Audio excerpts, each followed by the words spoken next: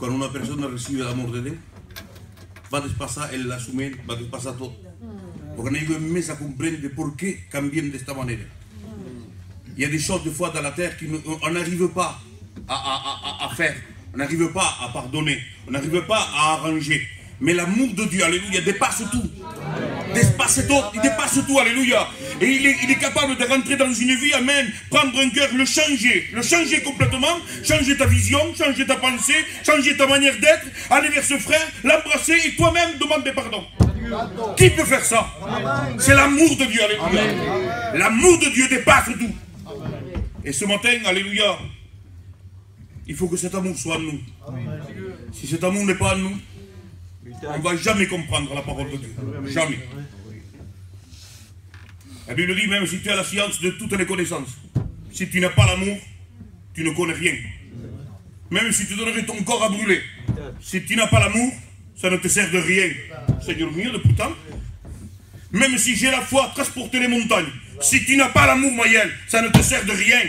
Mais quel amour, Seigneur? L'amour, alléluia. L'amour, on n'aime pas Dieu parce qu'il est Dieu. On n'aime pas Dieu parce qu'il nous donne quelque chose en retournant. On aime Dieu, alléluia, parce qu'on l'aime. Il dépasse tout, amen. Amen. Personne ne m'a fait changer à moi. Personne. Ni mes enfants ne m'ont fait un cambia.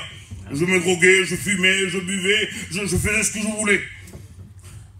Ma famille, même mon père, ma mère, on se bagarrait avec ma femme, je voulais rien savoir, j'étais toujours pareil. Personne ne pouvait me changer.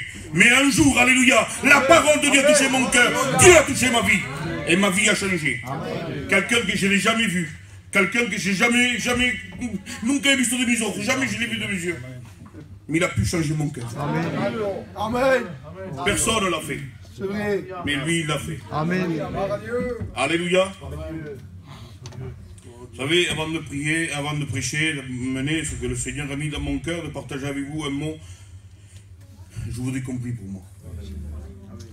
Je voudrais que ce matin, je sois l'instrument vraiment entre les mains. Je voudrais être ce balai ce matin qui puisse balayer dans nos vies, à travers moi, alléluia, à travers cette parole de Dieu, qu'on puisse balayer dans nos vies ce qui ne va pas. Parce qu'il y a des fois des choses qui ne vont pas, et je voudrais qu'à travers de sa parole, alléluia, on puisse comprendre, amen, et que ce matin, je sois l'instrument entre les mains du Seigneur. Preguntaré al anciano Antonico que me presente el Señor. Amen. Seigneur, tu vois tout, tu connais tout. Et sabemos que estás aquí. On ne te voit pas, c'est vrai, comme le serviteur l'a dit, mais on te ressent dans nos cœurs. Tu nous as changé, tu nous as donné, eh bien, une direction, une vie paisible, une vie qui vaut la peine de vivre avec toi, Seigneur. Merci parce que ce matin encore, des cœurs vont recevoir ta parole. Et si on garde cette parole, eh bien tu seras heureux. Merci pour ton serviteur ce matin. Amen.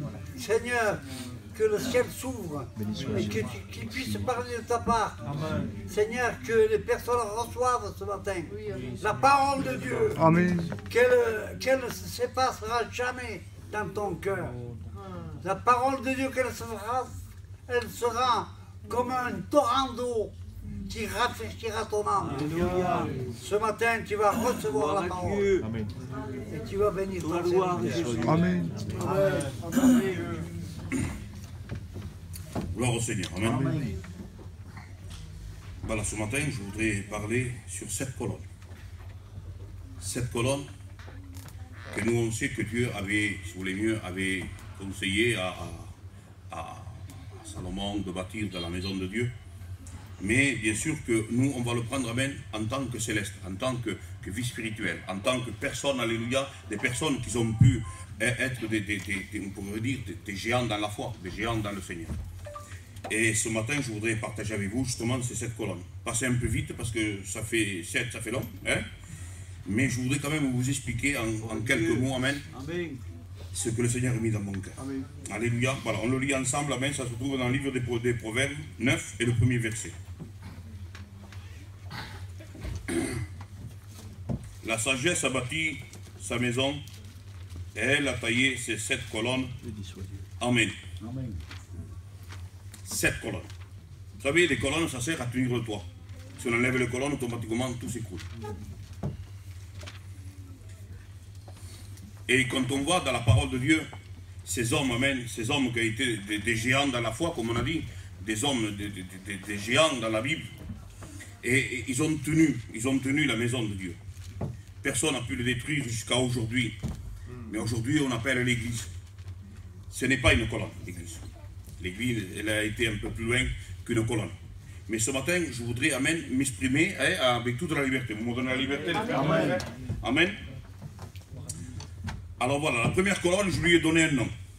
On va l'appeler Noé. C'est une des premières colonnes dans la parole de Dieu. C'est une qui est vraiment un des prédicateurs de la parole de Dieu qui est vraiment nommé. On va l'appeler même le prédicateur de la justice. Amen. Pourquoi le prédicateur de la justice? Parce qu'il a donné sa propre vie, sa volonté et son obéissance. Et quand on mélange tout ça, automatiquement, ça fait une justice. Amen. Et Noé est devenu le prédicateur de la justice. La Bible dit que Dieu parla à Noé. Elle va dire, Noé construit une arche. Noé se trouve à peu près dans une hauteur d'une montagne. Plus ou moins, j'ai été en Israël et j'ai vu à peu près l'endroit où se faisait. Dieu parla à il va lui dire, tu vas faire une arche à peu près entre 135 et 150 mètres, tout dépend les coudées, 25 sur 15. Et Noé connaissait ce travail. Il se dit, c'est vraiment un travail. Mais Dieu va lui dire, voilà, fais une arche parce que j'envoie le déluge. Seigneur, pas de problème, je commence à faire l'arche. Alors il commence à travailler, il commence à couper des troncs. À l'époque, il n'y avait pas de tronçonneuse, il n'y avait pas d'appareil, il n'y avait rien. C'était tout à la main, à l'âche et à la main. Alors il commence à travailler 1 an, 2 ans, 5 ans, 10 ans, 20 ans, 30 ans, jour et nuit, 40 ans, 50 ans, 60 ans, 69 ans, et l'arche n'est pas finie. Au bout de 70 ans environ, l'arche est finie. Et il se dit, ça y est Seigneur, l'arche est finie. Merci Seigneur, ça y est Seigneur, l'arche est finie maintenant, c'est bon, j'ai travaillé. Et Dieu va lui dire, oui, Noé, maintenant, allez, assis-toi, repose-toi, et j'envoierai l'eau quand je voudrais. Puis Seigneur, ça fait quand même 70 ans que je suis là, en train de travailler jour et nuit, de couper des poutres, de bois, pour faire l'arche. Ça y est Seigneur, tu peux envoyer la pluie quand tu veux. Non, non, Noé, c'est pas toi, c'est moi. Je fais ce que je veux. Je l'envoie quand je voudrais. Assis-toi, repose-toi, tu fais ton travail, c'est bon. Noé se dit, et moi je me trouve à la place de Noé, je me dis, bah, même Seigneur mio, 70 ans, il n'y a pas d'eau qui t'appelle. Et en plus, je me trouve à gauche d'une montagne. 1 an, pas d'eau. 5 ans, pas d'eau. 10 ans, pas d'eau. 20 ans, pas d'eau. 30 ans, pas d'eau. 40 ans, pas d'eau. Environ 50 ans après, il commence à pleuvoir. Du commencement de l'arche jusqu'à au déluge, 120 ans. Noé se dit, Seigneur, je ne comprends plus. Ça fait 40 ans, 49 ans que je suis là. L'arche commence à sécher parce qu'il commence à se tordre, le bois se tord, à cause qu'il est trop sec. Seigneur mio, je ne comprends plus, il n'y a pas d'eau. Noé, t'en fais pas, je fais ce que je veux. Je l'envoie quand il faudra. Et au bout environ de 50 ans, les premières gouttes commencent à tomber. Les animaux ont monté, Noé se trouve à l'intérieur, et au bout d'un moment, l'arche commence à se soulever à cause de l'eau. Mais là, on dirait que Noé ne se rappelle plus du travail qu'il a fait, de l'attente qu'il a eue. J'ai attendu 50 ans, j'ai travaillé pendant 70 ans. On dirait qu'il ne se rappelle plus. Là, on dirait qu'il est en train de remercier Dieu. Merci Seigneur. Parce que je vois ma famille qui est là dans l'arche. Regarde les autres qui sont là en train de se noyer. Et moi, j'ai l'opportunité d'être là avec toute ma famille, en train d'être sauvé. Et là, je commence à se lever. Et il se dit, ah Seigneur, merci. Merci Seigneur, parce que maintenant, regarde, j'ai le résultat du travail que j'ai fait. Qu'est-ce que je veux te dire avec ça, frères et sœurs? Tout ce qu'on fait, tout ce qu'on peut jeter pour le Seigneur, tout ce qu'on a pu... Il y a des passions dans la vie qu'on jette. Il y a des désirs dans notre cœur qu'on jette. Quand on va travailler, si quelqu'un, on paye, il est là, et on voit que la maison il est bonne, vous ne croyez pas que tout le monde ne ferait pas pareil? Au lieu d'enlever 100 €, on ne pourrait pas prendre 3 000 € ou 5 000 €, monsieur? Tu vas faire le bail? Oui ou non? On ne le fait pas, Seigneur. Pourquoi? Parce que je sais qu'à travers tout ça, je vais avoir ma récompense. Et quand on sera, les frères et les sœurs, quand on sera dans la récompense, on se dira, ah Seigneur, merci, qu'est-ce que je m'en fous des 500 €? Qu'est-ce que je m'en fous de la cigarette? Qu'est-ce que je m'en fous de l'alcool? Qu'est-ce que je m'en fous des sorties? Qu'est-ce que je m'en fous du monde? Maintenant, j'ai la récompense que Dieu m'a donnée. vous le dis en vérité. Il y a des moments où je dis, Seigneur mio, viens nous chercher. Viens Seigneur, viens nous chercher. Amen. En étant dans cette terre, il y a des problèmes, maladie, tout ce que vous voulez, maladie, problèmes, déficit d'argent. Moi, deux jours, je parle avec les frères, ils disent, remets la carte moi, et je la mets, paiement refusé. Je remets la carte au bout d'un temps, paiement refusé. Toujours refusé, il est toujours à sec. Donc il est toujours refusé. Dans le ciel, dans la gloire de Dieu, plus de maladie, plus de problèmes. Pour l'éternité, pas besoin de carte refusée, non, c'est fini. On a tout ce qu'on veut. Ce monde méchant, on s'accroche à lui. Qu'est-ce que ça sera le monde que Dieu veut nous offrir? Quelque chose de nouveau, quelque chose de bon. L'arche, alléluia, était là. Selon le spy, selon les scientifiques, ils arrivent à pas comprendre. Il y a des pays qui ont fait, si vous voulez mieux, bon, ils ont essayé avec des maquettes à peu près. Et un des pays disait, vous comprenez que l'arche, à peu près dans les 150 mètres longue sur 25, à la pression de l'eau, ne peut pas s'y porter. Elle est obligée de casser. Clac. Elle est trop longue pour le poids qu'il y a. Elle est obligée de casser. C'est impossible qu'elle tienne debout, et surtout quand elle commençait à se lever, à bouger. C'était obligé qu'elle casse. Alors, cet homme disait, vous vous rendez compte, le plus grand professionnel dans le monde avait créé le Titanic, et un iceberg l'a fait couler. Un amateur a fait l'arche de Noé. L'arche de Noé n'a pas coulé. Il a su tenir. Ça veut dire quoi? C'est que la main de Dieu, amen, se tenait l'arche. Elle ne pouvait pas casser. Dès qu'il s'est arrêté en Turquie, le mont Ahara, il s'est arrêté, l'arche s'est cassée. Clac. Dès qu'il s'est posé par terre, toc, clac, elle s'est cassée. La main de Dieu n'était plus là, il a enlevé la main, automatiquement, l'arche s'est cassée. Tout ce qu'on ferait, les frères, que Dieu nous dirige. Amen.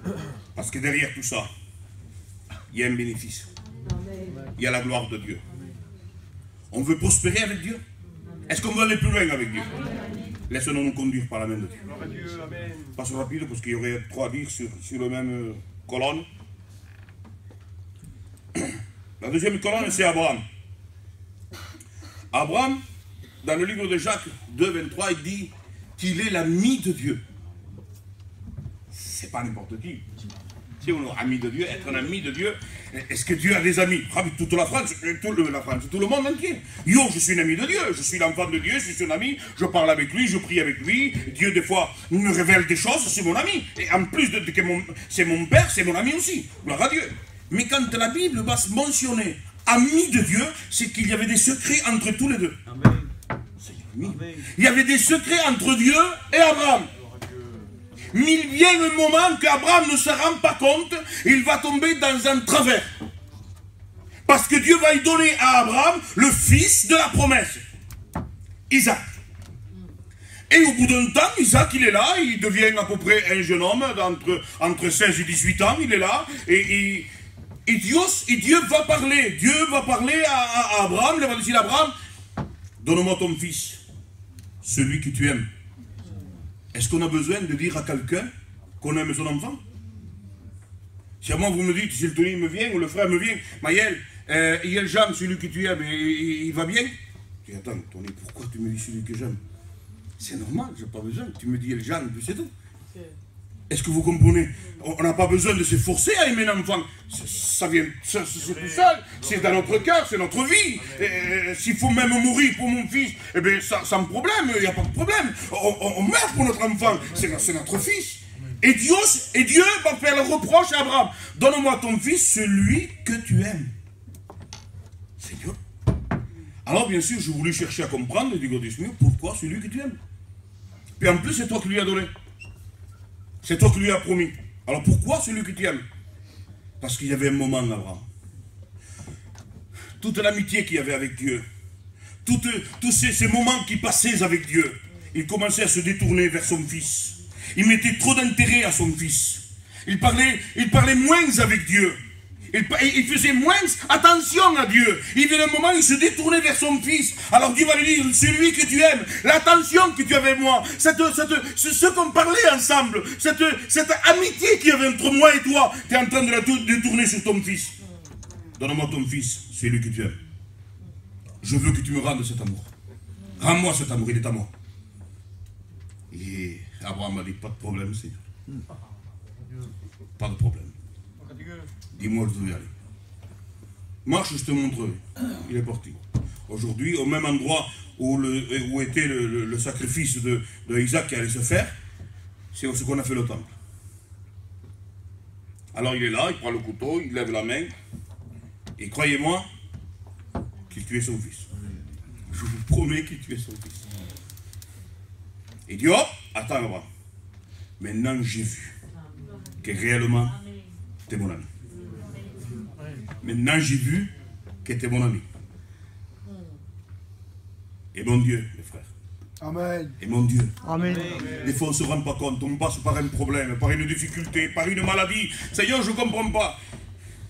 Je te suivrai, Seigneur. On lui a promis à Dieu dans les bons et dans les mauvais jours. Si aujourd'hui on est dans le mauvais jour, eh bien, aimons Dieu quand même. Demain c'est un bon jour, aimons Dieu quand même. Amen. On dirait que Dieu va c'est pas le mot, pour que nous se dise en français, je cherche un peu les mots en français. On dirait qu'il est en train de se crâner, pour le dire, malgré que c'est pas le mot, non c'est comme dire en français. Fier. Et fier, voilà, être fier, voilà, plutôt, c'est plutôt ça, hein, crâner c'est un peu trop... être fier. Satan va venir de se parcourir toute la terre et d'un coup, il est fier de lui. Il va dire, hé, Satan, tu as vu mon fils Jean? Tu l'as vu? Celui-là, il n'est pas comme les autres. Il est intègre et juste. On dirait qu'il est fier d'elle. Il rend un témoignage de Jean. Tu l'as vu comme est-ce? Tu l'as vu? Ah oui, c'est normal, avec tout ce que tu lui donnes. Ah ben oui. Ah oui. Tu vas voir que tu vas te tromper, vas-y. Touche-le, mais touche pas sa vie. Alors le diable il vient, vous connaissez l'histoire, on vous l'a déjà prêché vos serviteurs, et c'est qu'il est dans la ruine, il perd ses enfants, et sa femme se révolte contre lui. Mais meurs, c'est tout, allez, on n'en parlera plus, allez, vas-y, meurs. Femme insensée. Quand tout allait bien, on glorifiait Dieu. Maintenant que tout va mal, on abandonne tout? Non. On glorifie Dieu aussi. C'est pas dans le problème, hermanos, qu'il faut lâcher Dieu. Au contraire. C'est quand tout va bien, on risque de l'oublier. Ça peut arriver. Mais c'est quand tout va mal qu'il faut s'accrocher. Parce que passer une épreuve sans Dieu, c'est difficile. Croyez-moi. Le ciel et la terre passera, mais sa parole ne passera pas. S'il n'y a pas sa parole, hermanos, on tombe dans le néant. On s'en sort plus. C'est un gouffre. J'ai passé par là. Malheureusement, j'ai passé par là. J'ai perdu des êtres très chers, croyez-moi, à tel point que j'aurais voulu être à sa place. Et bien si j'aurais pas Dieu, j'aurais tout abandonné, j'aurais tout jeté. Mais Dieu, alléluia, m'a rendu capable, amen. Amen. Pas moi, mais Dieu m'a rendu capable de pouvoir supporter tout ça. Frères et sœurs, si tu passes par des problèmes, accroche-toi au Seigneur. Amen. Et l'amour que tu avais avec Dieu, ne la détourne pas sur des docteurs, sur la science, sur l'argent, non. Retourne-toi vers le Seigneur autrefois. Et tu verras que Dieu va répondre à ton besoin.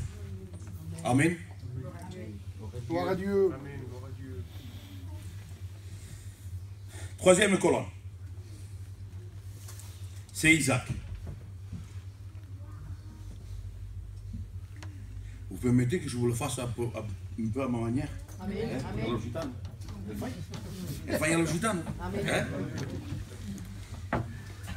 Alors, Abraham est là, il vient de perdre sa femme, et Isaac est en raison, il était à un âge de raison de pouvoir se marier. Et il vient un moment qu'Abraham regarde son fils et se dit, ça y est, c'est l'âge de casarse. Il est à l'âge de mariage. Alors il va appeler son serviteur, viens là. Le serviteur va s'approcher, il va dire quoi, qu'est-ce qu'il y a? Voilà, tu retournes chez moi là-bas, dans ma terre là-bas, et tu cherches une femme pour mon fils. Isaac. Promets-moi que tu vas prendre chez moi. Hein.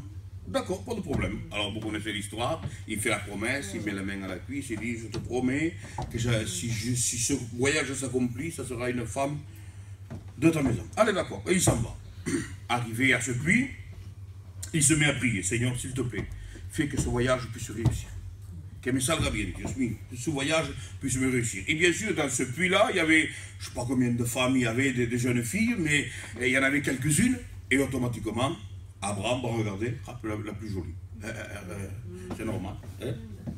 Elle va regarder la plus jolie. Et elle se dit, esta d'aquí, ça serait le top pour mon Seigneur. Esta, si me dit qu'ici, j'ai tout réussi. Hein? C'est bon. Alors la mère Wapé, et en plus la Bible dit qu'elle était belle de figure. Donc, si la Bible dit belle de figure, c'est que, croyez-moi, tu dis que c'est Wapé. Alors, vas-y. Et elle bat. Alors, si donne de l'eau à toi, à tes serviteurs et à tes chameaux, donc ça y est, ton voyage est réussi. Et elle se dit, oui, stop. Bah, je peux boire? Oui, il lui donne à boire, il donne à ses serviteurs, il donne au chameau, il dit, basta, yasta, tingelsi. Yasta, maintenant, donne tingelsi. Eh bien, c'est bien, eh bien, voilà, dis-moi où tu habites. Ah, ben, Baraï, mais plus maison qu'Abraham n'existait pas. C'était la nièce à Abraham. Donc, c'était vraiment de la maison d'Abraham. Alors, il y a le frère, il y a la mère. Alors, il dit, voilà, j'en ai parlé avec elle, et Dieu m'a envoyé, il explique le viaggio que Abraham l'a dit au frère et à la mère. Et bien sûr, il dit qu'il fait le gitano, hein. Vous permettez qu'il fasse le gitano. Hein? Alors, Stanaï, et donc la mère, la mère, il va regarder sa fille en lui disant. Vous savez pourquoi? Parce que dans l'Ancien Testament, quand une fille se mariait, elle partait, on ne la voyait plus. Elle était réellement donnée. Vous comprenez? Donnée. Ça voulait dire qu'elle allait passer le désert, qu'elle allait partir et qu'on ne la voyait plus. Donc, c'est moi qui je le dis, je le fais à ma manière. Hein? Elle fait à l'Occitano, oui, quando réussit, on peut se comprendre ce matin. Alors, oui, mais voilà, cet homme il vient te demander pour te marier avec Isaac. C'est ça. Et elle avant, oui. Alors, c'est Dieu qui le dit, hein? Viens avec moi, je vais parler avec toi. Il l'amène un peu plus loin. Tu dis que non, hein? Tu ne te maries pas, hein? Tu t'en vas, tu ne vois plus, c'est fini. Hein? Tu abandonnes ta maison, tu abandonnes ta famille, tu abandonnes tes amis, tu abandonnes ta ville, tu abandonnes tout. Ne fais pas chaud, fais pas ça. Hein? Tu t'en vas pas. Hein? Elle est là, on dirait qu'elle va la regarder. Elle se tourne vers l'homme. Alors qu'est-ce que tu fais? Tu veux partir, oui ou non? Et la maman qui s'attend à dire non. Je m'en vais. Comment tu t'en vas? Je m'en vais. Maintenant, comparaison à nous. Le diable nous monte la tête. Ne fais pas ça, tu fumes, tu bois, tu sors, tu regardes là-bas, t'as telle maison, t'as gagné tant d'argent, ensuite qui, ensuite il y a dans le monde. Ne dis pas non, mais... Et le Seigneur nous a appelés. Alors, est-ce que tu viens avec moi? Et nous on a dit, oui, Seigneur, je viens avec toi. Amen. Fais pas ça, non, ne fais pas ça, fais pas ça. Je viens avec toi, Seigneur. Mais tu l'as jamais vu, mais je suis capable de passer le désert, passer soif, passer chaud, être dans la chaleur, ta souffrir. Je m'en fous, alléluia. Moi, ma vision, c'est celui que j'aime, c'est Jésus. Il n'y a rien qui pourra changer ma vision, c'est Jésus. C'est le Fils de Dieu. Alors, ils ont parti. Je ne sais pas combien de jours de marche, mais on se donne une idée. Une nuit, 2 jours. Le désert fait à peu près 600 km. Alors, 2 jours, 1 nuit. Alors, ils marchent toute une journée. Il y a en Israël, je vous promets qu'il fait très chaud. Ça fait une dizaine de jours que ça y est, hein? Ça fait à peu près 10 jours de ça. 10 ou 12 jours que j'étais en Israël. Et à 5 h du matin, j'étais en train de nager à la mer Morte. Vous vous rendez compte? La chaleur qu'il fait. Hein? Ça faisait 36, 38 de chaleur. Alors, imaginez si c'était en plein été. Selon El Pai, il m'a dit, ça peut arriver jusqu'à 48 degrés. C'est insupportable. Alors imaginez que cette femme est là, sur un chameau, en train de marcher, avec la chaleur qu'il fait. Mais elle a un but, elle se dit, moi, il faut que je voie celui qui m'est promis. Alors, ils arrivent un moment, hein, comme il dit, je le fais un peu à ma manière, ils arrivent un moment, et le soir, là-bas, il fait très froid. Parce que Israël, le désert, est à 430 mètres en dessous du niveau de la mer. Ça veut dire que le jour, il fait Estouffant, comment je dis estouffant? Étouffé, on manque d'air, et le soir, il fait très froid. Alors, automatiquement, dès qu'ils vont s'arrêter, ils vont commencer à planter leur tente, qu'est-ce qu'ils vont faire? Ils vont faire un feu. Alors, j'ai été au désert, des fois j'imaginais tout ça, je voyais un peu le cinéma de ça. Alors ils sont là en train de planter la tente, le feu, et bien sûr que Sarah, Rebecca, elle est assise au côté du feu. Mais elle se pose des questions. Comment il est celui que je dois me marier avec lui? Est-ce qu'il est beau? Est-ce qu'il est vilain? Est-ce qu'il est grand? Est-ce qu'il est petit? Est-ce qu'il est maigre? Est-ce qu'il est gros? Il est comment? Je veux me marier avec quelqu'un que je n'ai jamais vu. Automatiquement, c'est moi qui le dis, parce qu'on le voit un peu plus tard, quand il le voit, il le reconnaît. Il va appeler le serviteur. Hé, Eliazar, approche-toi. Eliazar va venir, il va dire, qu'est-ce qu'il y a? Je voudrais que tu me parles un peu de celui que je dois me marier avec lui. Explique-moi un peu comment il est. S'il est beau, s'il n'est pas beau, explique-moi.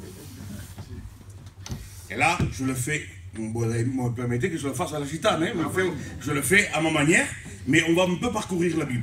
Hein, en même temps, on parcourt la Bible. Et bien, moi, pour te l'expliquer, c'est un peu difficile. Mais j'ai appelé quelqu'un qui le connaît un peu mieux que moi. Ah oui? Oui. Alors il va appeler. Salomon, laisse-les piquer, laisse tout, viens, explique-lui à Rebecca comme il est son bien-aimé. Alors Salomon va laisser le marteau, il laisse les piquer, il s'approche, il se met à côté du feu, il va dire, Rebecca, assis-toi. Assis-toi parce que ce que je vais t'expliquer, ça va dépasser un peu tout. Alors Rebecca, il est là, elle va s'asseoir, elle va dire, vas-y, explique-moi. Alors écoute-moi bien. Ton bien-aimé est blanc et vermeil. On peut le distinguer entre des mille personnes. Son corps, c'est de l'ivoire poli recouvert de saphir. Ses jambes, ils sont posés sur de marbre blanc, posés sur des bases d'or pur. Sa tête est complètement d'or pur. Et Rebecca, il est là, en train d'ouvrir les yeux. Il est comme ça, mon bien-aimé. Il est comme ça, ton bien-aimé. Mais attends, le serviteur va dire, c'est pas fini, Rebecca. C'est pas fini, attends. Jean-Baptiste, approche-toi. Explique-lui à Rebecca comment il est, son bien-aimé. Alors il va s'approcher, il va dire, alors voilà, Rebecca. Un jour, je me trouvais dans le Jourdain en train de faire des baptêmes. Je faisais des baptêmes. Et d'un coup, j'ai vu ton bien-aimé. Il s'est approché de moi. Et de mes entrailles, de mon cœur, de moi, c'était plus fort que moi. Il a fallu que je parle. Et de ma bouche, il est sorti. Voici l'agneau de Dieu qui ôte le péché du monde. Amen. Alors Rebecca est là, elle se dit, c'est pas possible. C'est gâché, mais c'est pas possible, je vois comme ça. Il est si beau. Ah oui, attends, c'est pas fini. Jean l'apôtre, approche de toi. Explique-lui à Rebecca comment il est, son bien-aimé. Alors Jean va s'approcher, il va dire, voilà Rebecca, moi c'est différent parce que je me trouvais dans une île qu'on appelle Patmos. Et là, je suis tombé comme mort. Et Dieu m'a ravi dans le ciel. Et dès que j'ai monté dans le ciel, dès que mes pieds ont posé sur le ciel, je l'ai vu. De ses yeux sortaient des flammes de feu. De sa bouche sortait une épée à deux aigus. Son corps était de l'ivoire, non, pardon, du bronze ardent. Alors Rebecca se dit, il est comme ça mon bien-aimé? Oui. Plantez plus les tentes, arrêtez tout, on s'en va. Oui, mais on doit dormir. Non, on ne dort plus. On s'en va, je veux voir mon bien-aimé. Nous, l'église, alléluia, on n'a pas de moment de repos. On ne peut pas se reposer, on ne peut pas s'arrêter. Il faut marcher. On veut voir le bien-aimé. On veut le voir. Est-ce qu'on veut le voir? Est-ce qu'on veut, alléluia, persévérer dans la prière? Persévérer dans les choses de Dieu. Pourquoi? Parce qu'on veut le voir. Amen. On veut le voir. Alléluia. C'est tardé. C'est vrai? Pardon?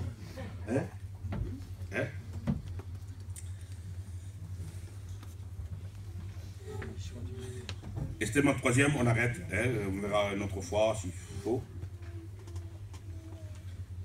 Mais juste celui-là. On finit avec le dernier et on prie le Seigneur. C'est la sixième colonne. C'est David.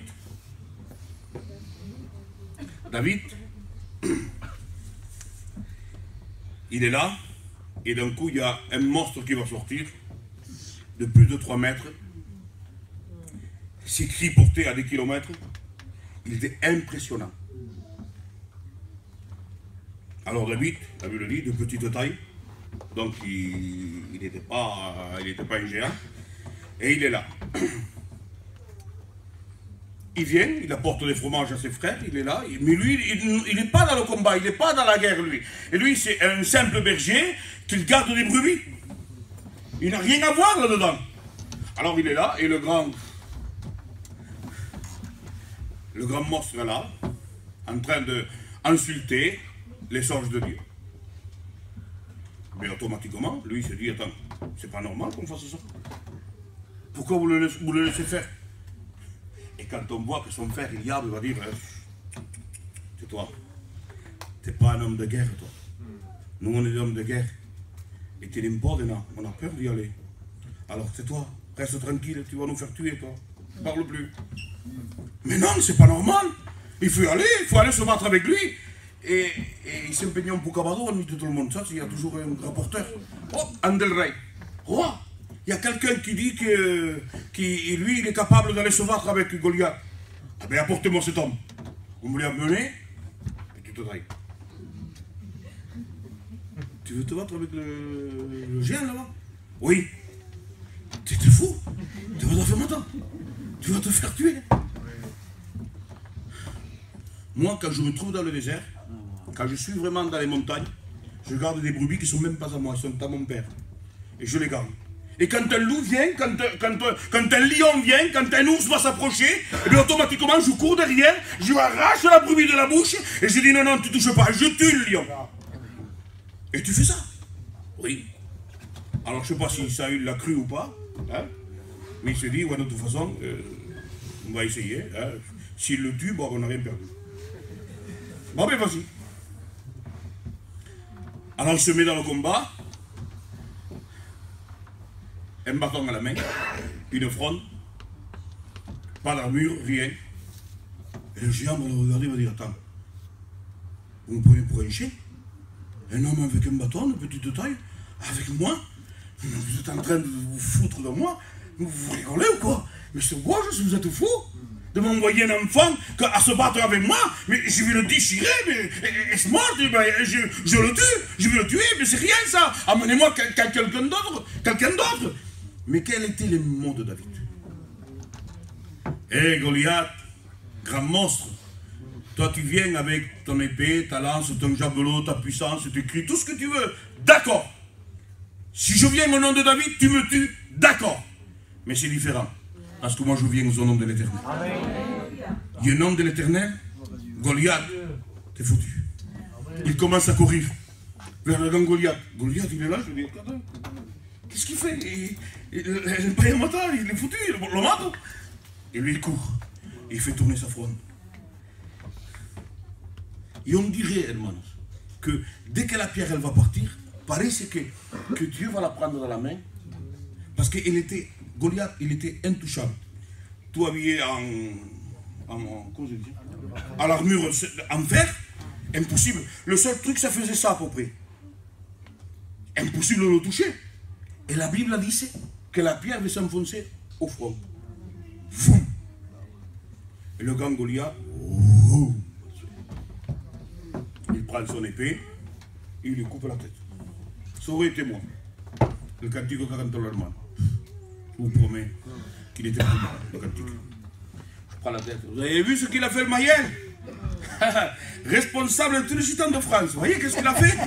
D'ailleurs, j'ai tué Goliath. Et ben, vous valez rien, vous. Regardez-moi. Mais David, s'il faisait ça, c'était un mensonge. Parce qu'il savait que c'était pas vrai. Il va prendre la tête et va dire, maintenant on sera en tout Israël et dans le monde entier. Qu'en Israël, il y a un Dieu. Parce qu'il savait que la victoire était de Dieu. Il n'était pas à David la victoire. Il n'était pas à Israël la victoire. La victoire était de Dieu. Hermanos, pour nous, on n'a rien. Il n'y a pas de mérite. Moïse, il va marcher pendant 40 ans dans le désert. Il arrive au pied vraiment, au pied de rentrer où se coule le lait et le miel. Et Dieu lui a dit, toi, tu rentres pas. Mais Seigneur, laisse-moi rentrer. J'ai marché dans le désert. Mais j'ai tout quitté pour toi, j'ai tout abandonné pour toi. Non, Moïse, tu ne rentres pas. Pas de récompense sur terre. Je vais te donner une récompense qui est meilleure. C'est dans le ciel. Amen. Et Moïse ne rentre pas. Il contempla, mais il ne rentre pas. Les frères, s'il y a des choses dans la terre qu'il veut nous attirer, qu'on les contemple, c'est une chose. Mais ne rentrez pas. Amen. Restons dehors. Amen. Dieu nous veut à part. Amen. Dieu a choisi une église. Et maintenant, si eux, ils ont eu ces grands noms, qu'est-ce qu'on est, nous? Alors, Dieu nous a donné des noms. Il nous appelle le temple, la fidèle, l'église, la promise, la fiancée, l'établie et l'épouse. C'est ça, nous. C'est différent. Nous, c'est ça. Nous sommes une église. Et le temps que ces hommes-là, ces 7 colonnes, parce que dans les 7 colonnes, on en a parlé juste de quelques-unes, alors c'est Noé, Abraham, Isaac, Moïse, Aaron, David et Élie. Ces 7 colonnes, ils seront là en train de tenir le toit pour qu'ils ne tombent pas dans la maison de Dieu. Nous, on est la fiancée. On sera là, assis à la table en train de manger. Le temps qu'ils tiendront le toit pour qu'ils ne tombent pas, nous on sera là, assis, alléluia, en train de manger avec le fiancé. Nous sommes l'église, la privilégiée. Et vous croyez pour des choses de la terre, de n'importe quoi de la terre, je vais manquer ça, je vais manquer le but? Normal. Non. Paul avait compris ça. Ni la mort, Seigneur, ne séparera de ton amour. Amen. N'aimons pas le monde, ni les choses qui sont dans le monde. Aimons Dieu. Amen. On prie le Seigneur. Frère, pour le Seigneur. Seigneur, à ton nom, je vois la gloire.